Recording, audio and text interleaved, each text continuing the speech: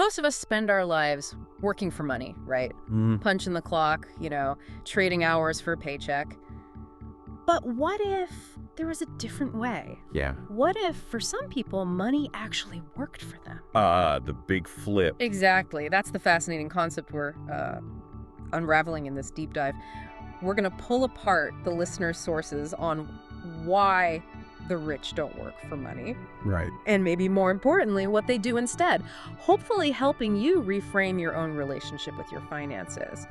Okay, let's unpack this. What's truly fascinating here is how the wealthy managed to fundamentally flip that equation. Right. It's not just like a catchy phrase. Right. It's a really deep-seated shift in how they view and interact with wealth. A whole mindset thing. Totally. We're talking about strategic mindsets and actions that can dramatically alter anyone's financial trajectory. I mean, who hasn't felt that time for dollars trap? It's a reality for so many of us. Oh, absolutely. If your income is solely tied to a job, your earning potential is just, well, it's inherently capped, isn't it? By the number of hours you can physically work.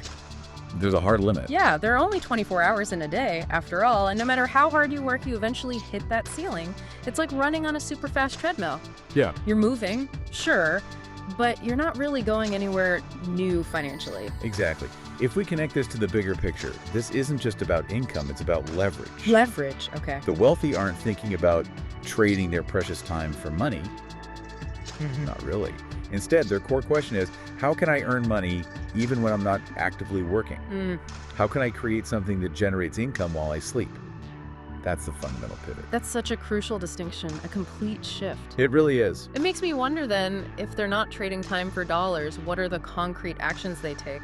What really stood out to me from the listeners' materials was how they distilled the wealthy's approach into 3 key areas. They own assets, they leverage systems, and they strategically invest in skills that multiply their income. Exactly right. And when we talk about assets, we're not just talking about anything you own. Okay. We mean things that specifically put money into your pocket. Ah, okay. Like what? Think of a rental property generating consistent income, maybe a thriving business you own, or even shares in a company that pays dividends or grows significantly in value. Got it. These are fundamentally different from liabilities, things that take money out. Like a car loan. Exactly. Or credit card debt. The wealthy prioritize acquiring and building these cash-flowing assets. So it's not just about having a big bank account sitting there, it's about actively building things that feed that bank account. Precisely. Feed the machine. Okay. What about systems? That sounds a bit abstract. How does that work? That's a good question. Systems are really about creating processes that automate or delegate work. Yeah. It means building something that functions independently, or mostly independently, of your direct hour-by-hour input. Right, so you're not the one doing everything. Exactly. The classic example is Jeff Bezos. He isn't personally packing Amazon boxes. Yeah. Right? No, probably not. He built the system, the entire Amazon infrastructure that does it for him. But look, on a smaller scale, it could be creating a digital product that sells repeatedly online. Okay, like an ebook or something. Yeah, or setting up automated marketing funnels for a side business. The point is, it's about removing yourself as the bottleneck. Ah, I see. It's about moving beyond simply doing the work yourself to building the machine that does the work. That's a great way to put it. And then there's the third point, investing in skills. What kind of skills are we talking about here? Not just any skill, I assume. No, not just any skills, but high leverage skills. High leverage. Yeah, these are abilities that, once you acquire them, can dramatically increase your earning potential or your ability to build those assets and systems we talked about. Okay, give me examples. Sure. Think sales, negotiation, high-level problem solving, coding, maybe even effective digital marketing. Things that scale well. Right, skills that generate more value. Exactly. It's about building your own human capital asset that actually compounds over time. This truly raises an important question. Which skills in your own field, or maybe an adjacent one, could significantly elevate your value? That brings us right to an interesting point the sources make about income diversification. Ah, yes, multiple streams. Yeah, it seems a core tenet is that the average millionaire doesn't rely on just one paycheck, but often has, get this, 7 streams of income. 7? Wow. Now, for many of us, that might sound incredibly daunting, right? Like you need to become some kind of financial octopus overnight. Yeah, a bit overwhelming. but the sources clarify that it doesn't have to be overwhelming. You can absolutely start small. You don't need 7 tomorrow. No. Think of your main job as stream one, right? Then maybe a side hustle that actually sells something, not just trades more of your time. Saleable, yeah. Or perhaps dividend-paying stocks, maybe a small rental property down the line, selling digital products like an ebook or an online course you mentioned, or even royalties from creative work if that's your thing. The real beauty of this approach, though, is the compounding effect of financial security. Oh, so? Well, each additional stream adds layers of stability. So if one income source slows down, for any reason, say a job loss or a market downturn hits one area, Right. the others keep flowing, hopefully providing a much more robust financial safety net.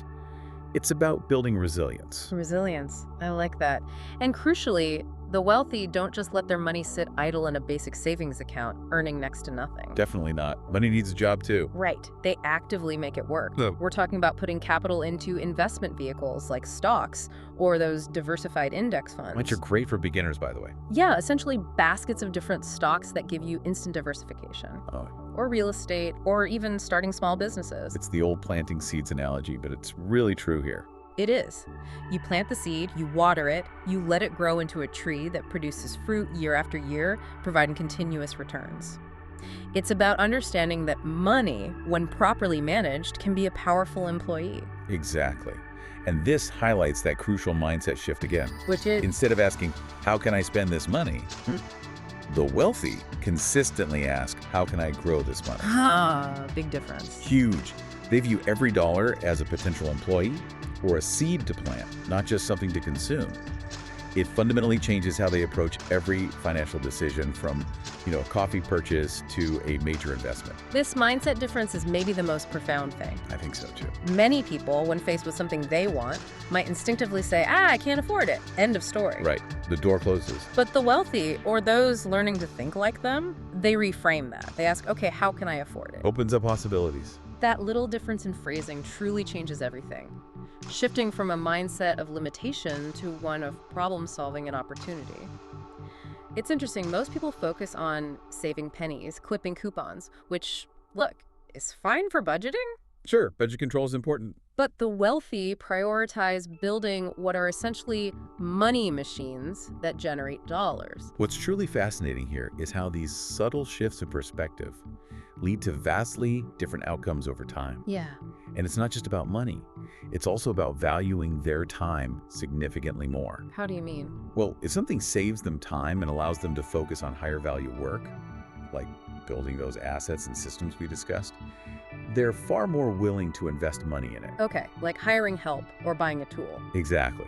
Because they understand the leverage that comes from freeing up their most precious resource, their time. That makes a lot of sense. So if you're listening right now and you're thinking, okay, this sounds great, but where do I even begin? It feels like a big leap. It can feel that way. The listener's materials actually lay out 5 really actionable steps to start shifting from working for money to having money work for you. Okay, let's hear them. First, save to invest, not just save. Crucial distinction. Yeah. This means putting your money into growth vehicles that compound over time rather than just letting it sit in a savings account losing to inflation. Right. Give it a chance to grow. Second, start a side hustle, but really focus on something that has the potential to be scalable, meaning it doesn't always require you to trade more hours for more pay. Think one-to-many. Like that digital product idea. Exactly. Third, invest in skills that raise your earning power. Think about high-demand, high-impact skills that will get you paid more in your job or help you build those systems and assets. Upskilling.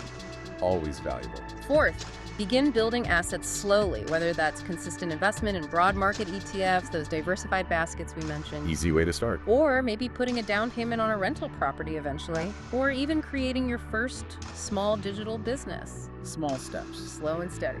And fifth, maybe the most important, think long-term. Wealth, real wealth, builds over years, decades even. It's not an overnight thing. Patience is key. If we connect this to the bigger picture, the immediate goal probably isn't to, quit your day job tomorrow. Right, definitely not for most people. It's about slowly, strategically reducing your dependence on that single paycheck. by stacking other income streams, diversifying your risk like we talked about, and building genuine financial resilience over time. It's about planting those seeds, knowing eventually they'll grow into a forest, not just one tree. So what does this all mean for you, the listener? Well, from this deep dive, it seems pretty clear. The rich aren't just trading time for dollars. Not the main game, no. They're building assets and creating systems. They're establishing multiple income streams and actively making their money work for them. Putting it to work. And perhaps most critically, they're thinking with a long-term wealth-building mindset, not just focusing on short-term spending or saving pennies. That mindset shift is foundational. This raises an important question for you to ponder this week. Okay. What small, tangible step can you take today or this week to plant your very first financial seed? Maybe identifying one high-leverage skill you could start learning online, or researching a scalable side hustle you could genuinely start in your spare time. Even just opening an investment account, that's your challenge. Find that first small step.